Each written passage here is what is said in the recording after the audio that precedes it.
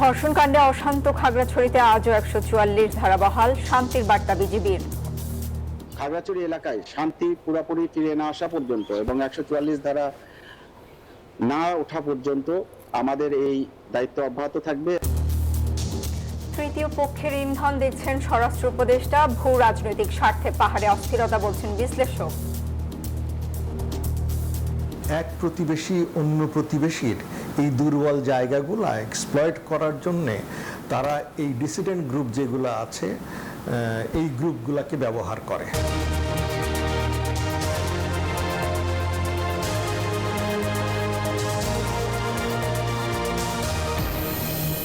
দর্শক দেখছিলেন প্রধান শিরোনাম, এবার জানাবো অন্যান্য শিরোনামগুলো। দু একটি দল মিলে পিআর পদ্ধতি চাপিয়ে দিতে চাইলে মানবে না বিএনপি, মন্তব্য হাফিজের। প্রয়োজনে রাজপথে মোকাবিলা। দু তিনটি রাজনৈতিক দল মিলে তো একটি নির্বাচনী ব্যবস্থা জনগণের উপরে চাপিয়ে দিতে পারে না। শান্তিপূর্ণ নির্বাচন আয়োজনের সহায়তা দিতে চায় যুক্তরাজ্য। তফসিল ঘোষণার পর কয়েক ধাপে 150 পর্যবেক্ষক পাঠাবে ইউরোপীয় ইউনিয়ন।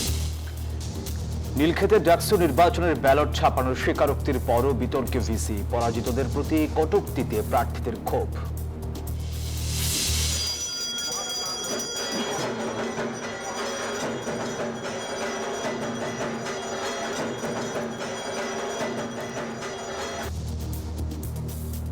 শারদীয় দুর্গোৎসবের মহাসপ্তমী, মণ্ডপে মণ্ডপে উৎসবের আমেজ। মা দুর্গা বাপের বাড়ি আসেন, তো মেয়েদের মধ্যে একটা আলাদাই একটা আনন্দ কাজ করে। পূজার শুরু থেকেই সব স্বাভাবিকভাবেই উদযাপন করতে পারছি, এটাই আমাদের বড় পাওয়া। নিরাপত্তা জোরদার, তারেক রহমানের টুইট।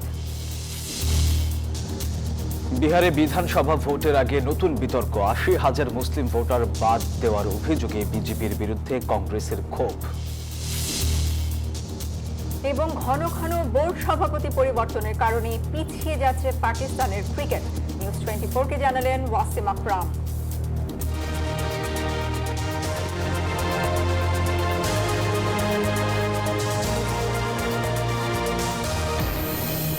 স্বাগত নিউজ 24 সংবাদে, আপনাদের সাথে আছি আমরা দুজন, আমি সোহাগ বক্স এবং আমি সঞ্জিদা ইসলাম। দর্শক দেখছিলেন বিআরবি কেবলস সংবাদ শিরোনাম। এবার বিস্তারিত। ধর্ষণকাণ্ডে উত্তাল খাগড়াছড়িতে বহাল আছে 144 ধারা। উদ্ভূত পরিস্থিতিতে আটকা পড়া পর্যটকদের নিরাপদ স্থানে পৌঁছে দিচ্ছে সেনাবাহিনী। নতুন করে সহিংসতা ঠেকাতে শহরের বিভিন্ন গুরুত্বপূর্ণ পয়েন্টে চেকপোস্ট বসিয়েছে নিরাপত্তা বাহিনী। এদিকে ভারত ও ফ্যাসিবাদীদের মদতে খাগড়াছড়িতে অস্থিরতা চলছে বলে অভিযোগ করেছেন স্বরাষ্ট্র উপদেষ্টা। বিস্তারিত ডেস্ক রিপোর্টে। গত কয়েকদিন ধরে অবরোধ, মিছিল, সমাবেশ ও সবশেষ সহিংসতার পর এখন থমথমে পাহাড়ি জনপদ খাগড়াছড়ি। পরিস্থিতি নিয়ন্ত্রণে বহাল আছে 144 ধারা। আটকা পড়া পর্যটকদের নিরাপত্তা দিয়ে নিরাপদ স্থানে পৌঁছে দিচ্ছে আইন শৃঙ্খলা বাহিনী।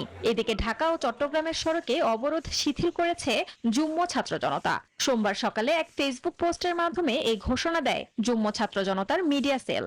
আমাদের তো ক্ষতি হচ্ছে, যাত্রীদের ভোগান্তি হচ্ছে, এটা একটা সমস্যা। মনে করেন আমরা এত দূর থেকে আসছি, আবার ওয়াফেজ যাইতাছি। জালিয়াপাড়া থেকে খাগড়াছড়ি এসকর্ট দিয়ে আনছে, এখন এখান থেকে রাস্তা বন্ধ, হরতালের কারণে যাইতে পারতেছি না। টানা কয়েকদিনের অচল অবস্থায় আটকা পড়েছে পণ্যবাহী ট্রাক। উৎপাদিত বিভিন্ন কৃষি পণ্যগুলো নিয়ে বিপাকে পড়েছে ব্যবসায়ীরা। কাঁচামাল আছে, এগুলো সব নষ্ট হচ্ছে। এই বিষয়ে সোমবার বিকেলে এক প্রেস ব্রিফিং করে খাগড়াছড়ি বিজিবি সেক্টর কমান্ডার জানান, যারা সন্ত্রাসী কর্মকাণ্ড করছে তাদের ছাড় দেওয়া হবে না। খাগড়াছড়ি এলাকায় শান্তি পুরোপুরি ফিরে না আসা পর্যন্ত এবং 144 ধারা না ওঠা পর্যন্ত আমাদের এই দায়িত্ব অব্যাহত থাকবে। এদিকে ভারত ও ফ্যাসিবাদীদের মদদে পাহাড়ে অস্থিরতা তৈরি করা হচ্ছে বলে জানিয়েছেন স্বরাষ্ট্র উপদেষ্টা। সোমবার রাজধানীতে এক অনুষ্ঠানে তিনি এসব কথা বলেন। বলা যায় ভারতের ইন্ধনে বা ফ্যাসিস্টদের ইন্ধনে এই ঘটনাটা ঘটাচ্ছে। তা আমরা এটা যেন ঘটাতে না পারে, এই জন্য আমরা আমাদের সর্বাত্মক ব্যবস্থা নিচ্ছি এবং আমাদের যে উপদেষ্টা মানে প্রদীপ ভাই, আবার পার্বত্য চট্টগ্রামের যে উপদেষ্টা, উনি ওই জায়গায় আছেন, উনি এই জিনিসটাও দেখতেছেন।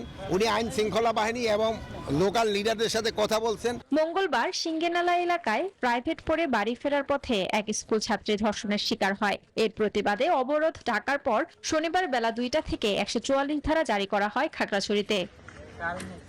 Desk report, news 24। খাগড়াছড়িতে সংঘর্ষের হতাহতের ঘটনায় উদ্বেগ প্রকাশ করেছেন জামায়াতে ইসলামের আমির ডক্টর শফিকুর রহমান। সোমবার ভেরিফাইড ফেসবুক পেজে দেয়া এক বিবৃতিতে তিনি এই উদ্বেগের কথা জানান। পোস্টে তিনি বলেন, অবিলম্বে উপযুক্ত তদন্তের মাধ্যমে দোষীদের চিহ্নিত করতে হবে। পাশাপাশি পেছনে কোনো ক্রীড়ানক থাকলে তাকেও খুঁজে বের করার তাগিদ দেন জামায়াতে আমির। বলেন, খাগড়াছড়ি অখণ্ড বাংলাদেশেরই অংশ। জনগণ ও আইন শৃঙ্খলা রক্ষাকারী বাহিনীর নিরাপত্তা নিশ্চিত করা সরকারের অনস্বীকার্য দায়িত্ব।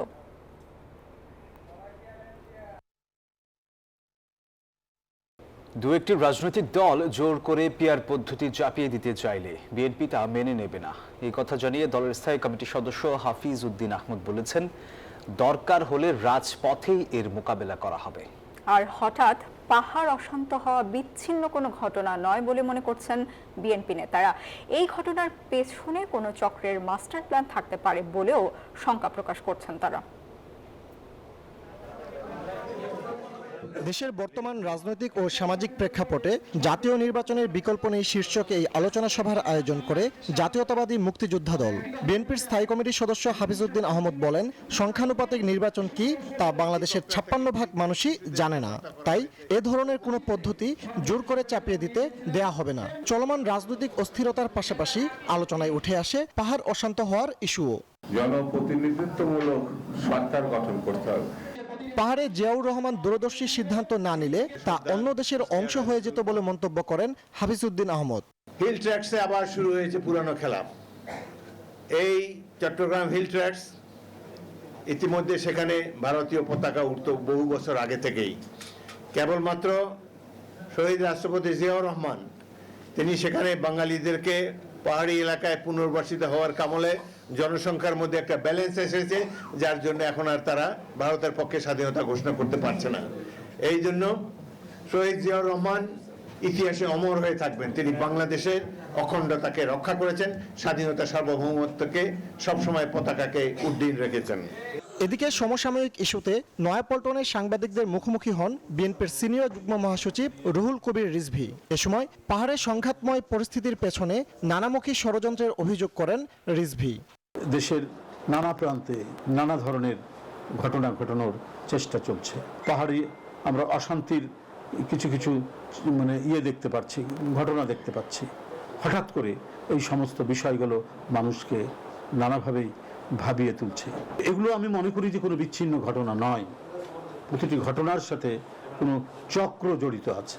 যারা নির্বাচন বাধাগ্রস্ত করতে চায় তাদের রাজপথে প্রতিহত করা হবে বলে হুঁশিয়ারি দেন বিএনপি নেতারা। আমাদের যে কোনো উস্কানিকে আমাদের মোকাবেলা করতে হবে। ফজলে রাব্বি সৌরভ, নিউজ 24, ঢাকা। আগামী নির্বাচনে তফসিল ঘোষণার পর কয়েক ধাপে 150 পর্যবেক্ষক পাঠাতে চায় ইউরোপীয় ইউনিয়ন। দুপুরে ইইউ প্রতিনিধি দলের সাথে বৈঠক শেষে এই তথ্য জানান নির্বাচন কমিশনের সিনিয়র সচিব আক্তার আহমেদ। এর আগে British high commissioner Sarah Cook সিইসির সাথে বৈঠক শেষে জানান, গ্রহণযোগ্য ও শান্তিপূর্ণ নির্বাচন আয়োজনে ইসিকে সহায়তা করবে যুক্তরাজ্য। সোমবার রাজধানীর আগারগাঁও নির্বাচন কমিশন ভবনে ইউরোপীয় ইউনিয়নের প্রাক নির্বাচনী বিশেষজ্ঞ দলের প্রতিনিধিদের সাথে বৈঠক করেন ইসির সিনিয়র সচিব আক্তার আহমেদ। বৈঠক শেষে ইসি সচিব জানান, ইইউ পররাষ্ট্র মন্ত্রণালয় এবং নির্বাচন কমিশনের মধ্যে একটি ত্রিপক্ষীয় সমঝোতা স্বাক্ষর হবে। ফরেন মিনিস্ট্রি আমাদের সাথে এবং ইইউ একটা ত্রিপাক্ষিক এমইউ হবে, যে এমইউ এর ধারাবাহিকতায় ওনাদের প্রতিনিধি দলরা আসবেন। তো আমাদেরকে যে ধারণা দিয়েছেন সেটা হচ্ছে 150 মতন আসবেন। আক্তার আহমেদ জানান, ইইউ প্রতিনিধি দল চট্টগ্রাম ও সৈয়দপুর সফর করে ইসির কাজের গতিকে সন্তোষজনক মনে করছে। আমাদেরকে ওনারা এমইউ এর একটা ড্রাফট দিয়ে গেছেন, যে ড্রাফটটা নিয়ে আমরা পর্যালোচনা করে এই ড্রাফটটা সাইনিং এর ব্যাপারে আগাবো। আমাদের কোনো অবজারভেশন থাকলে আমরা এদেরকে জানাবো যে আমাদের এই অবজারভেশন আছে। ওনারা গেছিলেন রংপুরে এবং চিটাগংয়ে। সেখানটা সম্পর্কে আমাদেরকে যেটা বললেন সেটা বললেন যে আমাদের কাজের যে অগ্রগতি আসছে সেটা সন্তোষজনক।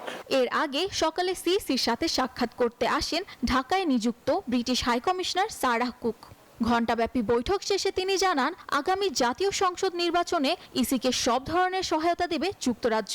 We commend the efforts of the Election Commission and the interim government, and with our international partners, the UK is supporting the Election Commission, particularly through national civic education programs, particularly for vulnerable groups here in the country, and also the training of polling staff. কয়েক মাস আগে প্রধান উপদেষ্টার জাতীয় নির্বাচনের ঘোষণাকেও স্বাগত জানান British high commissioner. Samia Mahtab রোজা, news 24, Dhaka. দর্শক, এবার জানাবো শারদীয় দুর্গাপূজার খবর।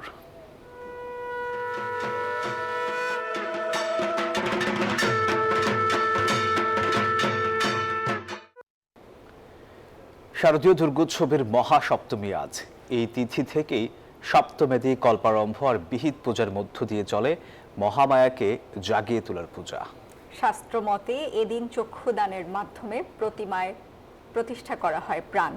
এদিকে মহাসপ্তমীতে মণ্ডপে মণ্ডপে প্রতিমা দর্শনে ঢল নেমেছে ভক্তদের।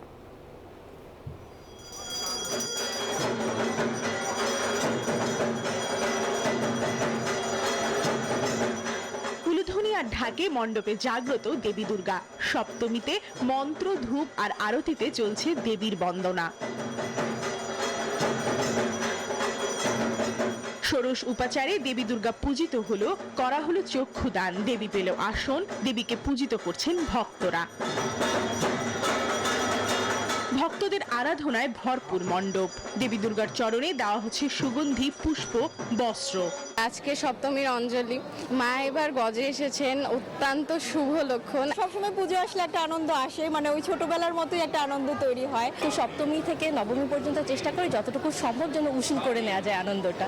দুর্গোৎসবের আনন্দ যেন শুরু হলো সপ্তমীর দিন থেকে। প্রাণ ভরে দুর্গা মাকে ভক্তি দিচ্ছেন ভক্তরা। চলছে দুর্গার অন্নভোগ। সপ্তমী থেকে আমরা পূজার আমেজটা সম্পূর্ণভাবে উপলব্ধি করি। মা দুর্গা বাপের বাড়ি আসেন, তো মেয়েদের মধ্যে একটা আলাদাই একটা আনন্দ কাজ করে। মা আমাদেরকে শান্তি বর্ষণ করে, আমরা যেন আবার শান্তিতে বসবাস করতে পারি। আমরা পূজার শুরু থেকেই সব স্বাভাবিকভাবেই উদযাপন করতে পারছি, এটাই আমাদের বড় পাওয়া। পুজো শেষে পুরোহিত জানান, দেবীকে মহাস্নান দেওয়া হয়েছে, প্রবেশ হয়েছে নবপত্রিকা এবং দুর্গোৎসবের মূল পুজোর আয়োজন আজকে থেকেই শুরু। আজকের এই যে আরাধনা, এটি শুরু হলো, এটি পর্যায়ক্রমিকভাবেই চলবে। তিনি সারা বছর জুড়ে আমাদেরকে তার যে করুণা সেটি বর্ষণ করে থাকেন।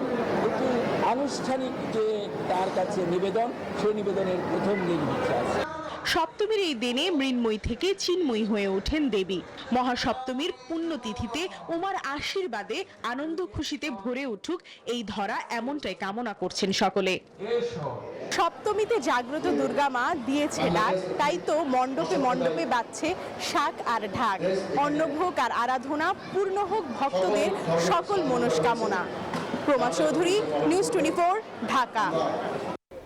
উৎসবমুখর পরিবেশে নির্বিঘ্নে পূজার আয়োজন সম্পন্ন করতে বিভিন্ন মণ্ডপে র্যাব সহ অন্যান্য আইনশৃঙ্খলা বাহিনী সর্বদা কাজ করছে। উৎসবের আমেজ যেন নষ্ট না হয় সেজন্য কাজ করছে র্যাব। বিকেলে ঢাকেশ্বরী মন্দির পরিদর্শন শেষে এই কথা জানান র্যাবের মহাপরিচালক AKM শহীদুর রহমান। বলেন, পূজাকে কেন্দ্র করে সোশ্যাল মিডিয়ায় অনেক গুজব ছড়াচ্ছে, তাই কোনো গুজবে কান দেয়া যাবে না। সমাধানের জন্য র্যাবকে সময় দিতে বলেন। পূজার পর রাতে মণ্ডপগুলো যেন অরক্ষিত না থাকে সেজন্য পূজা আয়োজক কমিটিকে দায়িত্বশীলতার সঙ্গে নিরাপত্তা নিয়ে কাজ করার আহ্বান জানান এবং মণ্ডপে পর্যাপ্ত আলোর ব্যবস্থাও রাখতে বলেন।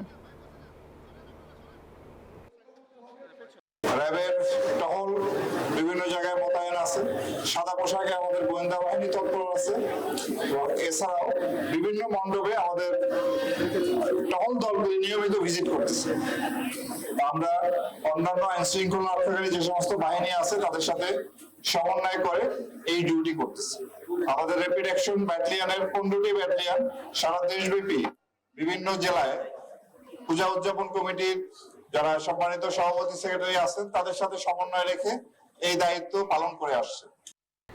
দর্শক, এই পর্যায়ে শারদীয় দুর্গোৎসবের আরো খবর জানাবো। যাব ঢাকেশ্বরী মন্দিরে, সেখান থেকে সরাসরি যুক্ত হচ্ছেন সহকর্মী শাহরিয়ার কবির। শাহরিয়ার, দুর্গাপূজার এখন কোনো আচার অনুষ্ঠান চলছে কিনা, আর এই মুহূর্তে মণ্ডপে ভিড় কেমন দেখছেন? ধন্যবাদ আপনাকে। আপনি জানেন যে আজকে শারদীয় দুর্গা পুজো উৎসবের দ্বিতীয় দিন এবং একই সাথে মহাসপ্তমী আজকে। সেই ধারাবাহিকতায় কিন্তু ভক্তানুরাগীরা সকাল থেকে কিন্তু পুজো উৎসবে পুজো দিয়েছেন তারা, সেই এবং সন্ধ্যায় একটু আগেও কিন্তু যুক্ত হলো। আপনারা যদি একটু আগে যুক্ত হতেন দেখাতে পারতাম যে আরতি চলছিল একটু আগেও। ভক্তানুরাগীরা তারা তাদের আরাধনায় ব্যস্ত ছিলেন। একই সাথে আপনাকে একটু জানিয়ে রাখতে চাই যে আজকে মহাসপ্তমী কিন্তু হিন্দু সনাতন ধর্ম অনুসারী যারা রয়েছেন তাদের কাছে কিন্তু অনেক গুরুত্বপূর্ণ, কারণ এই মহাসপ্তমীতেই কিন্তু দেবী দুর্গা তিনি কৈলাস পর্বত থেকে মর্তে নেমে আসেন এবং এবার কিন্তু দেবী দুর্গা মর্তে এসছেন গজে করে। অর্থাৎ গজ হচ্ছে দেবী দুর্গার মর্তে আগমনের 4টি বাহনের মধ্যে সর্বোৎকৃষ্ট একটি বাহন, যে বাহনে দেবী দুর্গা মর্তে আগমন করলে সনাতন ধর্ম অনুসারীরা বিশ্বাস করেন যে এই ধরনের শস্য এবং অর্থনীতিতে সমৃদ্ধ হবে এবং সকল প্রকার যে কুসংস্কার রয়েছে বা দুষ্টের দমন সবকিছু মিলিয়ে আসলে এই ধরনের একটি সুন্দর একটি ধরনীতে পরিণত হবে এমনটি কিন্তু বিশ্বাস করেন। এবং সেই ধারাবাহিকতায় যেহেতু আজকে মহাসপ্তমী এবং পুজোর বিশেষ একটি দিন এবং আজকের দিনটি খুবই গুরুত্বপূর্ণ আসলে সনাতন ধর্ম অনুসারীদের কাছে, সেজন্যই কিন্তু ভক্তের সাথে তারা দেবীকে কিন্তু পুজো দিয়ে যাচ্ছিলেন এবং একটু আগেও কিন্তু আরতি চলছিল। তো শান্তিতে এই ছিল আমার কাছে থাকা সর্বশেষ। শাহরিয়ার, আপনাকে ধন্যবাদ। নীলক্ষেতে ডাকসু নির্বাচনের ব্যালট ছাপানোর ঘটনা স্বীকার করার পরও বিতর্ক পিছু ছাড়ছে না ঢাকা বিশ্ববিদ্যালয়ের ভিসির। পরাজিতদের খড়কুটো ধরে ডুবে যাওয়া মানুষের বেঁচে থাকার চেষ্টা বলে ভিসির মন্তব্যে ক্ষুব্ধ ছাত্রদল সহ বিভিন্ন প্যানেলের প্রার্থীরা। বিশ্ববিদ্যালয় প্রশাসনকে লুকোচুরি ছেড়ে সুষ্ঠু তদন্ত করার দাবিও জানান তারা। আল মোহাইমিনুল খানের প্রতিবেদন। নীলক্ষেতেই ছাপা হয় ডাকসুর ব্যালট। নিউজ 24-এর অনুসন্ধানের পর নানা নাটকীয়তায় সোমবার সংবাদ সম্মেলন করে স্বীকার করেন ঢাকা বিশ্ববিদ্যালয়ের ভিসি। ভেন্ডারের উপর দায় চাপানোর পাশাপাশি সমালোচনা করেন পরাজিত প্রার্থীদেরও। নির্বাচন হয়ে যাওয়ার কয়েক সপ্তাহ পরে এসে শেষের দিকে প্রশ্নবিদ্ধ করার একরকম প্রচেষ্টা দেখা যাচ্ছে। কোনো কোনো ক্ষেত্রে এই প্রচেষ্টা খড়কুটো ধরে দুমন্ত মানুষ বেঁচে থাকার মতোই মরিয়া। বিশ্ববিদ্যালয়ের সর্বোচ্চ অভিভাবকের এমন মন্তব্যে ক্ষুব্ধ সাধারণ শিক্ষার্থীরা। গণমাধ্যমে অনুসন্ধানের পর প্রশাসনের স্বীকারোক্তি নিয়েও সন্দেহ প্রকাশ করেন তারা। যৌক্তিক সমালোচনাকে গ্রহণ করা উচিত। যৌক্তিক সমালোচনাকে গ্রহণ করলে একটা রাজনৈতিক যে গণতান্ত্রিক যেই প্রক্রিয়া সেটা বজায় থাকে আর কি। নীলক্ষেতে এই ব্যালট পেপার ছাপানো হয়েছে, তারা কিন্তু অস্বীকার করেছিল, তারপরেও কিন্তু এই ঘটনাগুলো ঘটছে। মানে তারা তাদের দায় এড়ানোর জন্য মানে মুখ জোর করে হলেও তারা বুকে জোর বেঁধে হলেও তারা মিথ্যাগুলো প্রতিষ্ঠিত করার চেষ্টা করছে। এটা খুবই দুঃখজনক ঘটনা। ছাত্ররা যতটা ভালোভাবে ডাকসু উপহার দিতে চাইছে, প্রশাসন ততটাই আরো গাছাড়া ভাবে আরো একেবারে মানে কি বলে যাচ্ছে তাই একটা ডাকসু উপহার দিয়ে দিয়েছে। উপাচার্যের এমন মন্তব্য তার নিরপেক্ষতাকে প্রশ্নবিদ্ধ করেছে বলছে ছাত্রদল। আর প্রশাসনের এমন আচরণে ক্ষুব্ধ অন্য প্যানেলের প্রার্থীরাও। অভিভাবকের জায়গা থেকে এই ধরনের মন্তব্য স্বচ্ছতা আদায় করার জন্য যে প্যানেলগুলো লড়াই করে যাচ্ছে, সবগুলো প্যানেলকে এভাবে কটাক্ষ করা কোনোভাবে ঢাকা বিশ্ববিদ্যালয়ের ভিসির চেয়ার থেকে অভিভাবকের চেয়ার থেকে এটা যায় না। উনি একটি নির্দিষ্ট, আমার যেটা মনে হয় এই যে বয়ানটা, এই বয়ানটা মনে হয় একটা নির্দিষ্ট গোষ্ঠী ওনাকে শিখিয়ে দিয়েছেন। উনি সেটাকে সকল প্যানেলের উদ্দেশ্যে প্রয়োগ করেছেন। সুতরাং উনি ওনার নিরপেক্ষতা হারিয়েছেন, উনি ওনার স্বচ্ছতা হারিয়েছেন এই বক্তব্যের মধ্য দিয়ে। যেহেতু স্বচ্ছতা নিয়ে নির্বাচনে প্রশ্ন উঠেছে, সেক্ষেত্রে বিশ্ববিদ্যালয় প্রশাসন উচিত এই তালিকাগুলো সরবরাহ করা। আমি মনে করি অভ্যুত্থান পরবর্তী সময়ে কারো যদি অভিযোগ থাকে, সেই অভিযোগকে গঠনমূলক ভাবে তার জবাব দেওয়া হচ্ছে সঠিক প্রক্রিয়া অবলম্বন। সেক্ষেত্রে বাইরের সুযোগ নেই আমরা মনে করি। অভিযোগ আসার পর যেভাবে তারা রীতিমতো উড়ে দেওয়ার চেষ্টা করছে, তা আমি মনে করি যে এটা আসলে প্রশাসনের কোনো প্রফেশনাল আচরণ না। তাদের যে একটা মানে চরম একটা উদ্যোগ হয়ে গেছে এবং প্রতিটা পদে পদে খুবই দুঃখ ধরনের আর কি। যেই প্রশাসন একটি বিষয় নিয়ে মিথ্যাচার করতে পারে, তারা যে আরো 10টি বিষয় নিয়ে মিথ্যাচার করবে না তার নিশ্চয়তা কি? নির্বাচনের স্বচ্ছতাটা প্রমাণ করার জন্য যে কারচুপিগুলির সম্ভাবনা রয়েছে বলে আমাদের মনে হচ্ছে, সেগুলো ক্লিয়ার করা হোক। কিন্তু তা না করে বিশ্ববিদ্যালয় যদি এইসব গড়িমসি করতে থাকে, তাহলে অবশ্যই আমরাও এক পর্যায়ে আইনি অবস্থান গ্রহণ করতে বাধ্য হব। সব মিলিয়ে ব্যালট বিতর্ক এবং উপাচার্যের মন্তব্য ঘিরে ঢাকা বিশ্ববিদ্যালয় ক্যাম্পাসে বিরাজ করছে মিশ্র প্রতিক্রিয়া। বিতর্ক যেন পিছুই ছাড়ছে না ডাকসু নির্বাচন কমিশনের। এরই মধ্যে পরাজিত প্রার্থীদের নিয়ে কটূক্তি করাকে প্রশাসনের অপেশাদার আচরণ হিসেবে দেখছেন শিক্ষার্থীরা। তারা বলছেন, বিজয়ী হোক কিংবা পরাজিত, সকল প্রার্থীর সব অভিযোগকেই গুরুত্বের সাথে বিবেচনা করতে হবে। আল মোহাম্মদুল খান, নিউজ 24, ঢাকা। জামায়াতে ইসলামের আমির ডক্টর শফিকুর রহমানের সঙ্গে বাংলাদেশে নিযুক্ত ভুটানের রাষ্ট্রদূত দাসো কারমা হামুদৌর্জি সৌজন্য সাক্ষাৎ করেছেন। সকালে জামায়াত আমির বাসভবনে সাক্ষাৎ করেন তিনি। ভুটানের রাষ্ট্রদূতের সঙ্গে ছিলেন দূতাবাসের কাউন্সিলর জিগড্রেল ওয়াই শেরিং। বৈঠককালে তারা বাংলাদেশ ও ভুটানের স্বার্থ সংশ্লিষ্ট বিভিন্ন বিষয় নিয়ে খোলামেলা আলোচনা করেন। ভবিষ্যতে উভয় দেশের দ্বিপক্ষীয় বাণিজ্যিক ও অর্থনৈতিক সম্পর্ক এবং উন্নয়ন ও অগ্রগতির ধারা অব্যাহত রাখার ব্যাপারে তারা দৃঢ় প্রত্যয় ব্যক্ত করেন। এ সময় জামায়াতে ইসলামের সহকারী সেক্রেটারি জেনারেল এবং কেন্দ্রীয় প্রচার ও মিডিয়া বিভাগের প্রধান অ্যাডভোকেট এহসানুল মাহবুব জুবায়ের ও জামায়াতের পররাষ্ট্র বিষয়ক উপদেষ্টা প্রফেসর ডক্টর মাহমুদুল হাসান বৈঠকে উপস্থিত ছিলেন।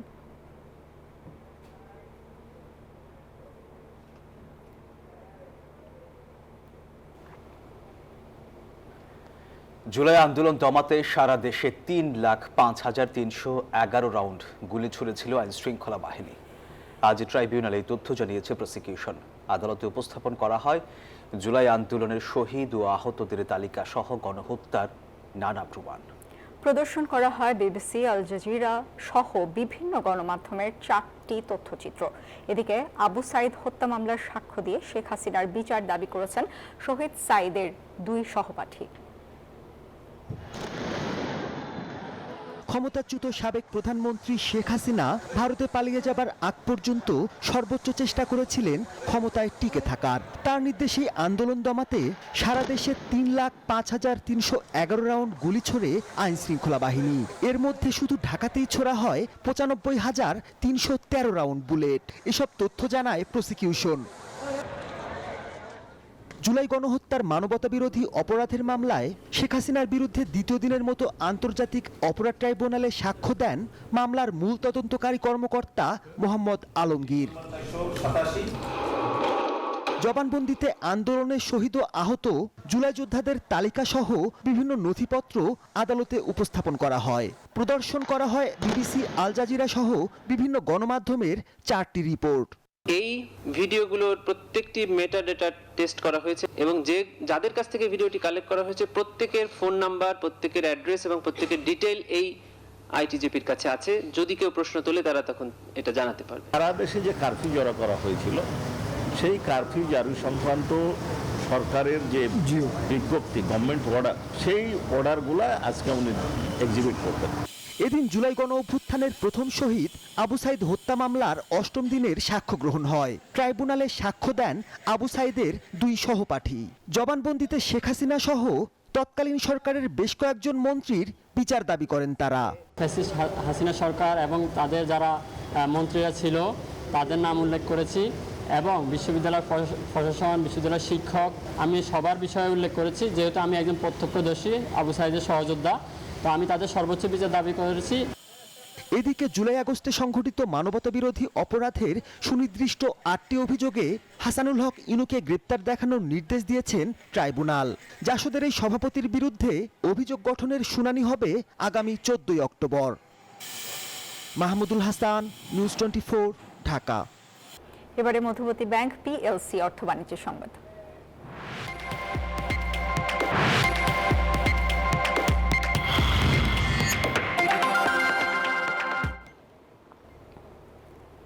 আর্থিক খাতের সব সূচকে উন্নতির পরও যারা উদ্দেশ্যমূলক নেতিবাচক প্রচারণা চালাচ্ছে তারা ফ্যাসিস্টের পক্ষে কাজ করছে বলে মন্তব্য করেছেন অর্থ উপদেষ্টা ডক্টর সালেউদ্দিন আহমেদ।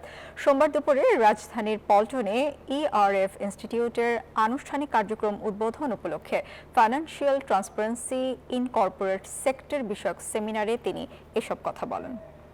বাংলাদেশের জন্য একটু পজিটিভ কথাবার্তা একটু বলেন। আমি কালকে একজন একটা ভালো কথা বলছেন, উনি নেগেটিভ অনেক কথা বলছেন টিভিতে, কিচ্ছু অনেক বাদে একটা অন্তর্বর্তী সরকার অথর্ব বলে চলে। তারপরে this is the narrative of some people who are helping the fascist, উনি তারপরে শুরু করেছে এই ন্যারেটিভগুলো বলে উনি অন্তর্বর্তী সরকারকে আরো দুর্বল করছে এবং ফ্যাসিস্টকে আরো উৎসাহ দিচ্ছে। এবার আন্তর্জাতিক প্রসঙ্গ। বিহারের একটি কেন্দ্রের প্রায় ৮০,০০০ মুসলিম ভোটারের নাম বাতিলের চেষ্টা করছে বিজেপি। রিপোর্টার্স কালেক্টিভের তদন্তে উঠে এসেছে এমন চাঞ্চল্যকর তথ্য। এই ঘটনার তীব্র প্রতিক্রিয়া জানিয়েছে কংগ্রেস। বলছে নির্বাচন কমিশনের যোগ সাজশে ভোট কারচুপির নীল নকশা সাজাচ্ছে ক্ষমতাসীনরা। আগামী নভেম্বরে ভারতের বিহার রাজ্যের বিধানসভা নির্বাচন, তার আগে আবারও ক্ষমতাসীন বিজেপির বিরুদ্ধে ভোট চুরির অভিযোগ উঠল।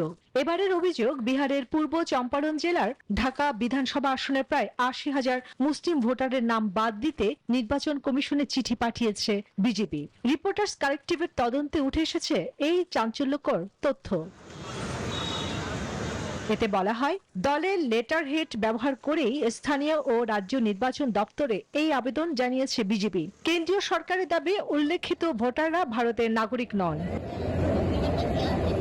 কেন্দ্রের এই দাবি প্রত্যাখ্যান করেছে কংগ্রেস। এই ঘটনার তীব্র প্রতিক্রিয়াও জানিয়েছে দলটি। বিরোধী শিবিরের অভিযোগ, নির্বাচন কমিশন সব জেনেও চুপ আছে এবং পরোক্ষভাবে বিজেপিকে সাহায্য করছে।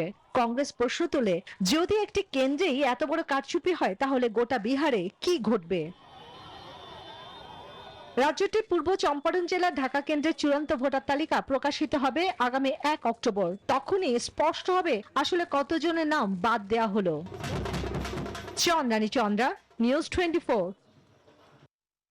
দর্শক, এই ছিল নিউজ 24 সংবাদে সাথে থাকায় ধন্যবাদ সবাইকে।